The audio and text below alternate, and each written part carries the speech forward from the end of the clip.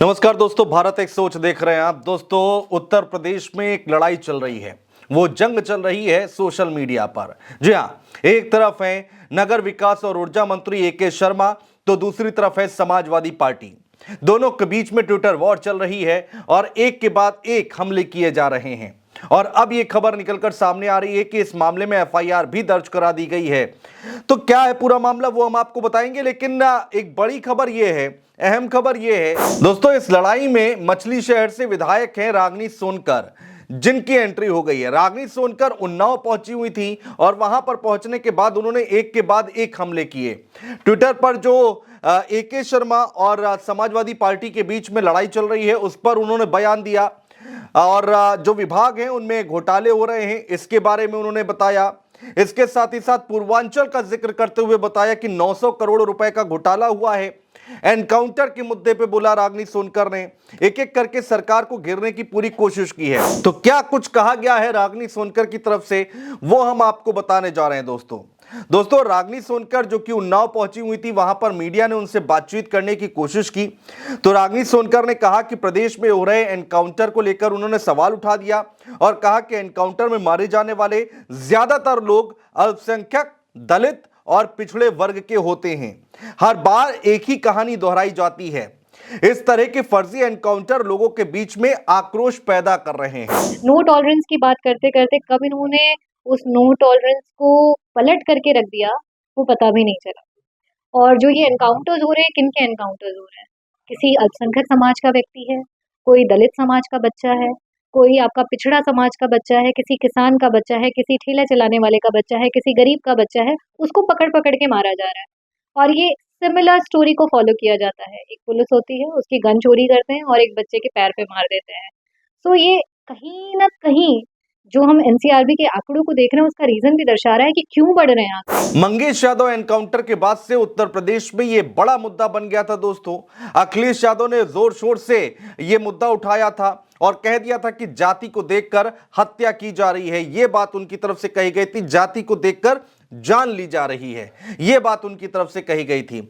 और अब जितने भी समाजवादी पार्टी के सांसद हैं या फिर विधायक हैं, वो एनकाउंटर को लेकर हमला बोल रहे हैं यूपी सरकार पर। इसी कड़ी में रागिनी सोनकर ने भी बड़ा आरोप लगा दिया और कह दिया कि जितने भी एनकाउंटर हो रहे हैं, उसमें से ज्यादातर लोग अल्पसंख्यक यानी कि मुस्लिम समुदाय से, दलित और पिछड़े वर्ग के होते हैं और ऐसे एनकाउंटर लोगों के बीच में आक्रोश पैदा कर रहे हैं। इसके बाद दोस्तों, जो लड़ाई चल रही है उस पर बातचीत की है रागिनी सोनकर ने। ए.के. शर्मा और समाजवादी पार्टी के मीडिया सेल के बीच में जो यहां पर वार पलटवार किया जा रहा है, आरोप लगाए जा रहे हैं, उस पर उन्होंने कहा कि मर्यादित भाषा का प्रयोग करना चाहिए। दरअसल ए.के. शर्मा के ऑफिस का जो ट्विटर अकाउंट है, उसकी तरफ से जो ऑफिशियल अकाउंट है, उनकी तरफ से कई सारे ऐसे शब्दों का इस्तेमाल किया गया था जिस पर लोग सवाल उठा रहे हैं कि आखिर ये कौन सी भाषा है। उस पर उन्होंने बोला कि मर्यादित भाषा का प्रयोग करना चाहिए, जितनी मर्यादित भाषा का प्रयोग करेंगे उतना ही आपको सम्मान मिलेगा। रही बात बिजली विभाग की, तो मुझे लगता है कि उत्तर प्रदेश के सारे विभागों में सबसे भ्रष्ट विभाग है। सबसे भ्रष्ट विभाग बता रही हैं रागिनी सोनकर, ऊर्जा विभाग का, बिजली विभाग का, जो ए.के. शर्मा के पास है। सबसे कम काम और सबसे खराब काम अगर कहीं हो रहा है तो बिजली विभाग का हो रहा है, ये कहना है रागिनी सोनकर का। इसके बाद वो कहती हैं कि मैं अगर अपने जिले की बात करूं तो मेरे जिले में एक दिन में 600 ट्रांसफार्मर एक साथ खराब हो गए। बड़े आरोप लगा रही हैं यहां पर रागिनी सोनकर, कह रही सबसे कम काम और सबसे ज्यादा यहां पर भ्रष्टाचार हो रहा है। ये तमाम बात कही गई है। सबसे खराब काम अगर किसी विभाग में हो रहा है तो वह बिजली विभाग में हो रहा है। इसके बाद बढ़ते हैं आगे। इसके बाद रागिनी सोनकर क्या कहती हैं, पूर्वांचल में 900 करोड़ का घोटाला हुआ। जी हां, वो कहती हैं कि इससे साफ साफ यही स्पष्ट होता है कि ट्रांसफार्मर की गुणवत्ता में कमी है। पूर्वांचल में सिर्फ बिजली बिल की वसूली में ही 900 करोड़ का घोटाला किया गया है। उत्तर प्रदेश में कितना घोटाला हुआ है, मुझे लगता है धीरे धीरे सब सामने आ ही जाएगा। मंत्री जी को जाते जाते कुछ अच्छा काम करना चाहिए। जनता से टैक्स के माध्यम से जनता का हक जो वसूला गया है, कम से कम आप उनके वहां पोल लगवा दें, तार लगवा दें, अच्छे ट्रांसफार्मर लगवा दें और अच्छे से विदाई हो जाए। विदाई होने की बात यहां पर रागिनी सोनकर इसलिए कह रही हैं क्योंकि 2027 का चुनाव आ रहा है और समाजवादी पार्टी ये बार बार कह रही है कि बीजेपी के जाने का वक्त आ गया है। एक तरफ अखिलेश यादव जो कि लगातार मीटिंग कर रहे हैं, लगातार कार्यकर्ताओं से मिल रहे हैं, निर्देश दे रहे हैं, वहीं दूसरी तरफ मोर्चा संभाल रखा है समाजवादी पार्टी की विधायक रागिनी सोनकर ने एक के बाद एक कई हमले बोले, एनकाउंटर पर अपनी बात बोली। AK शर्मा का जो विभाग है, बिजली विभाग, ऊर्जा विभाग, नगर विकास विभाग, उस पर हमला बोला। 900 करोड़ के घोटाले का आरोप लगा दिया रागिनी सोनकर ने। रागिनी सोनकर दोस्तों MBBS की उन्होंने पढ़ाई कंप्लीट की थी कोलकाता से और उनके पिता का नाम कैलाश सोनकर है, अजगरा विधानसभा से विधायक हैं। रागिनी सोनकर सरकारी डॉक्टर हैं और वो एम्स में प्रैक्टिस करती थी। रागिनी सोनकर ने इस्तीफा दिया और उसके बाद वो चुनाव लड़ी और अब एक के बाद एक हमला करती हुई दिखाई दे रही है रागिनी सोनकर। दोस्तों एक अपडेट ये भी है कि जो लड़ाई चल रही थी ट्विटर पर, जो लड़ाई चल रही है ट्विटर पर समाजवादी पार्टी मीडिया सेल और AK शर्मा के बीच में, और उसको लेकर जो रागिनी सोनकर जो सवाल उठा रही है, आरोप लगा रही है, मर्यादित भाषा का हवाला दे रही है कि मर्यादित भाषा का इस्तेमाल करना चाहिए, उस केस में अपडेट ये आ गई है कि अब AK शर्मा के भाई हैं, उन्होंने इस पूरे मामले को लेकर मऊ जिले में एक FIR दर्ज करा दी है। जी हां, मंत्री AK शर्मा के भाई की तहरीर पर मऊ जिले में FIR दर्ज कराई गई है।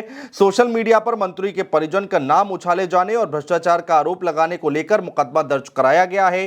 सोशल मीडिया X पर सफाई और गंदगी को लेकर यह बहस शुरू हुई थी और गाली गलौच तक पहुंच गई थी और इस पर अब FIR दर्ज करा दी गई है और यह ट्वीट भी किया गया है AK शर्मा ऑफिस की तरफ से। वो उस पर लिखा हुआ है कि सपा नेताओं और मीडिया सेल के विरुद्ध परिवारजनों की मानहानि करने सहित अन्य कानूनी प्रावधानों के तहत मंत्री जी के भाई ने मऊ जिले के अपने थाने पर FIR लिखवाई है।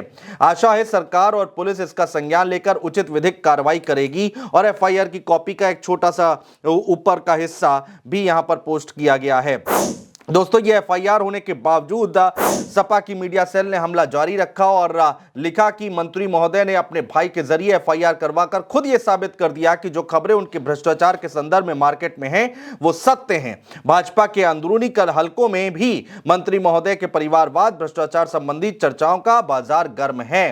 अंदर की बातें बाहर जो आ रही हैं वो मंत्री महोदय के द्वारा सत्यापित कर दी गई हैं। मंत्री महोदय ज्यादा विचलित हैं, अभी उनका विचलन और बढ़ेगा जब भ्रष्टाचार की पोल पट्टी और खुलेगी, जमकर खुलेगी और जोरदार खुलेगी। FIR होने के बाद मीडिया सेल जो है समाजवादी पार्टी का, उसने एक और ट्वीट किया और ये बात लिखी है। फिलहाल दोस्तों देखना बहुत दिलचस्प होगा कि लड़ाई कहां जाकर रुकती है। एक तरफ समाजवादी पार्टी है, दूसरी तरफ AK शर्मा और उनका विभाग है, तो लंबी और बड़ी यहां पर बहस चल रही है और जंग छिड़ी हुई है। समाजवादी पार्टी के विधायक और सांसद लगातार हमलावर हैं और ट्विटर पर यह चर्चाओं का विषय जरूर बना हुआ है। बहुत शुक्रिया दोस्तों।